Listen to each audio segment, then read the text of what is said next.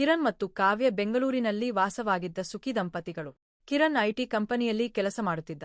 ಇಬ್ಬರ ನಡುವೆ ಅನ್ಯೋನ್ಯತೆ ಎಷ್ಟಿತ್ತೆಂದರೆ ಕಾವ್ಯಳು ಎಂದೂ ಕಿರಣ್ನ ಮಾತನ್ನು ಮೀರುತ್ತಿರಲಿಲ್ಲ. ಕಿರಣ್ ಕೂಡ ಅವಳನ್ನು ಪ್ರಾಣಕ್ಕಿಂತ ಹೆಚ್ಚಾಗಿ ಪ್ರೀತಿಸುತ್ತಿದ್ದನು. ಮದುವೆಯಾಗಿ 2 ವರ್ಷಗಳು ಕಳೆದಿದ್ದರೂ ಅವರ ಸಂಸಾರ ಹೊಸದಾಗಿಯೇ ಇತ್ತು. ಕಾವ್ಯ ಒಬ್ಬ ಸುಂದರ ಗುಣವಂತೆ. ಇವರಿಬ್ಬರದು ಹಿರಿಯರು ನಿಶ್ಚಯಿಸಿದ ವಿವಾಹವಾಗಿದ್ದರೂ ಪ್ರೇಮಿಗಳಿಗಿಂತಲೂ ಮಿಗಿಲಾಗಿ ಬಾಳುತ್ತಿದ್ದರು. ಕಿರಣ್ನ ಅತ್ತೆಮಾವ ಅವನನ್ನು ಸ್ವಂತ ಮಗನಂತೆ ನೋಡಿಕೊಳ್ಳುತ್ತಿದ್ದರು.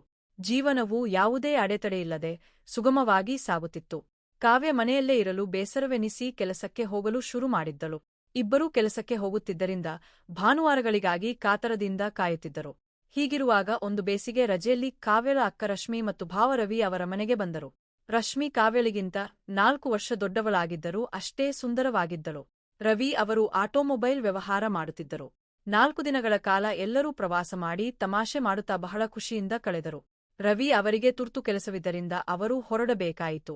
ಆದರೆ ಕಿರಣ್ ಮತ್ತು ಕಾವ್ಯ ಒತ್ತಾಯ ಮಾಡಿ ರಶ್ಮಿಯನ್ನು ಇನ್ನೂ 4 ದಿನ ಉಳಿಸಿಕೊಂಡರು.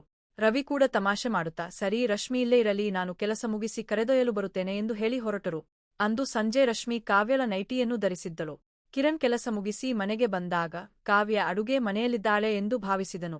ಬೆಡ್ರೂಮ್ ಬಾಗಿಲ ಬಳಿ ನೈಟಿ ಧರಿಸಿದ ವ್ಯಕ್ತಿಯನ್ನು ಕಂಡು ಕಾವ್ಯಳೇ ಎಂದು ನಂಬಿ ಹಿಂದಿನಿಂದ ಹೋಗಿ ಆಲಿಂಗಿಸಿಕೊಂಡನು.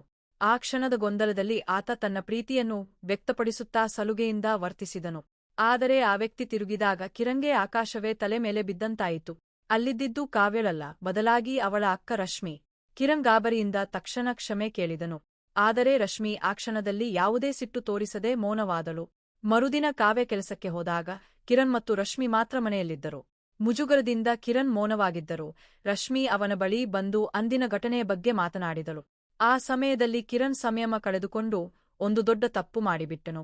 ಹೆಂಡತಿಯ ಅಕ್ಕನೆಂಬ ಗೌರವ ಮರೆತು ದೈಹಿಕವಾಗಿ ಆಪ್ತನಾದನು. ಆ ಒಂದು ಕ್ಷಣದ ದೌರ್ಬಲ್ಯ ಇಡೀ ಜೀವನದ ನೆಮ್ಮದಿಯನ್ನೇ ಕಿತ್ತುಕೊಂಡಿತು. ರಶ್ಮಿ ತನ್ನ ಊರಿಗೆ ಹೋದ ನಂತರ ಕಿರಣ್ಣನ್ನು ಪಾಪ ಪ್ರಜ್ಞೆ ಕಾಡತೊಡಗಿತು. ತನ್ನನ್ನು ಅಪಾರವಾಗಿ ನಂಬಿರುವ ಹೆಂಡತಿ ಕಾವ್ಯಳಿಗೆ ತಾನು ದ್ರೋಹ ಮಾಡಿದ್ದೇನೆ ಎಂಬ ನೋವು ಅವನನ್ನು ಸುಡುತ್ತಿತ್ತು. ಕಾವ್ಯ ಎಂದಿನಂತೆ ಪ್ರೀತಿಯಿಂದ ಮಾತನಾಡಿಸಿದಾಗಲೆಲ್ಲ ಕಿರಣ್ಗೆ ತನ್ನ ತಪ್ಪಿನ ನೆನಪಾಗಿ ಕಣ್ಣೀರು ಬರುತ್ತಿತ್ತು. ಸತ್ಯವನ್ನು ಹೇಳಿದರೆ ಸಂಸಾರ ಹಾಳಾಗಬಹುದು, ಹೇಳದಿದ್ದರೆ ಮನಸ್ಸಿಗೆ ಶಾಂತಿ ಇಲ್ಲ ಎಂಬ ಉಭಯ ಸಂಕಟದಲ್ಲಿ ಕಿರಣ್ ಸಿಲುಕಿದನು. ಈ ರಹಸ್ಯ ಅವನ ಎದೆಯಲ್ಲೇ ಉಳಿದು ಹೋಯಿತು. ಒಂದು ಕ್ಷಣದ ಮೋಹ ಜೀವನ ಪರ್ಯಂತದ ನೋವಾಗಿ ಅವನನ್ನು ಕಾಡುತ್ತಲೇ ಇತ್ತು. ಅಂದಿನಿಂದ ಕಿರಣ್ ತನ್ನ ತಪ್ಪಿಗೆ ಪ್ರಾಯಶ್ಚಿತ್ತವಾಗಿ ಕಾವ್ಯಳನ್ನು ಮತ್ತಷ್ಟು ಹೆಚ್ಚು ಕಾಳಜಿಯಿಂದ ನೋಡಿಕೊಳ್ಳಲು ನಿರ್ಧರಿಸಿದನು. ಕಿರಣ್ ಎಷ್ಟೇ ಪ್ರಯತ್ನಿಸಿದರೂ ಅವನ ಮನಸ್ಸಿನಲ್ಲಿದ್ದ ಆ ಪಾಪಪ್ರಜ್ಞೆಯ ಭಾರ ಕಡಿಮೆಯಾಗಲಿಲ್ಲ. ಕಾವ್ಯ ಪ್ರತಿ ಬಾರಿ ಪ್ರೀತಿಯಿಂದ ಅವನ ಹತ್ತಿರ ಬಂದಾಗಲೂ ಕಿರಣ್ಗೆ ತಾನು ಅವಳ ನಂಬಿಕೆಗೆ ದ್ರೋಹ ಬಗೆದಿದ್ದೇನೆ ಎಂಬ ಆಲೋಚನೆ ಮುಳ್ಳಿನಂತೆ ಚುಚ್ಚುತ್ತಿತ್ತು.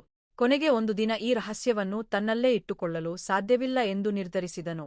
ಅಂದು ರಾತ್ರಿ ಕಿರಣ್ ಕಾವ್ಯಳನ್ನು ಕರೆದು ತನ್ನ ಪಕ್ಕದಲ್ಲಿ ಕುಳ್ಳಿರಿಸಿಕೊಂಡನು. ಅವನ ಕಣ್ಣುಗಳಲ್ಲಿ ನೀರು ತುಂಬಿತ್ತು. ಕಾವ್ಯ ಗಾಬರಿಯಿಂದ ಏನಾಯಿತು, ಯಾಕೆ ಹೀಗೆ ಅಳುತ್ತಿದ್ದೀರಾ ಎಂದು ಕೇಳಿದಳು.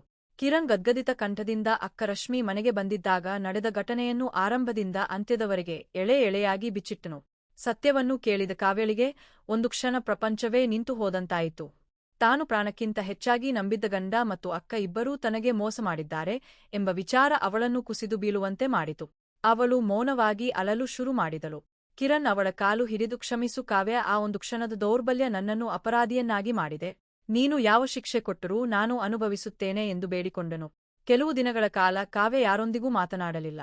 ಕಿರಣ್ ದಿನವೂ ಪಶ್ಚಾತ್ತಾಪದಿಂದ ಅವಳ ಕ್ಷಮೆಗಾಗಿ ಕಾಯುತ್ತಿದ್ದನು. ಕಾವ್ಯ ಆಳವಾಗಿ ಯೋಚಿಸಿದಳು. ಕಿರಣ್ ತಾನಾಗಿಯೇ ಬಂದು ಸತ್ಯ ಹೇಳಿರುವುದು ಅವನ ಪ್ರಾಮಾಣಿಕತೆಗೆ ಸಾಕ್ಷಿಯೆಂದು ಅವಳಿಗೆ ಅನಿಸಿತು. ತನ್ನ ಸಂಸಾರವನ್ನು ಉಳಿಸಿಕೊಳ್ಳಲು ಮತ್ತು ಕಿರಣ್ಗೆ ತಿದ್ದಿಕೊಳ್ಳಲು ಒಂದು ಅವಕಾಶ ನೀಡಲು ಅವಳು ನಿರ್ಧರಿಸಿದಳು. ಆದರೆ ರಶ್ಮಿ ಮತ್ತು ಕಿರಣ್ ನಡುವಿನ ಸಂಬಂಧದ ಕಹಿ ನೆನಪುಗಳು ಅವಳ ಮನಸ್ಸಿನಲ್ಲಿ ಮಾಸದ ಗಾಯವಾಗಿ ಉಳಿದವು. ಕಿರಣ್ ಅಂದಿನಿಂದ ತನ್ನ ಹೆಂಡತಿಯ ವಿಶ್ವಾಸವನ್ನು ಮರಳಿಗಳಿಸಲು ಪ್ರತಿದಿನವೂ ಶ್ರಮಿಸಿದನು. ಈ ಘಟನೆಯು ಅವರಿಗೆ ಒಂದು ದೊಡ್ಡ ಪಾಠವಾಯಿತು. ಒಂದು ಕ್ಷಣದ ದೌರ್ಬಲ್ಯವು ಜೀವನದ ಅತಿ ದೊಡ್ಡ ನಂಬಿಕೆಯನ್ನು ಹೇಗೆ ಅಲುಗಾಡಿಸಬಹುದು ಎಂಬುದು ಅವರಿಗೆ ಮನವರಿಕೆಯಾಯಿತು. ಕತೆಯಿಲ್ಲಿಗೆ ಮುಗಿಯುತ್ತೆ. ಕತೆ ಇಷ್ಟ ಆಗಿದ್ರೆ ಲೈಕ್ ಮಾಡೋದನ್ನ ಮರಿಬೇಡಿ, ಸಬ್ಸ್ಕ್ರೈಬ್ ಮಾಡಿಕೊಳ್ಳಿ. ಧನ್ಯವಾದಗಳು.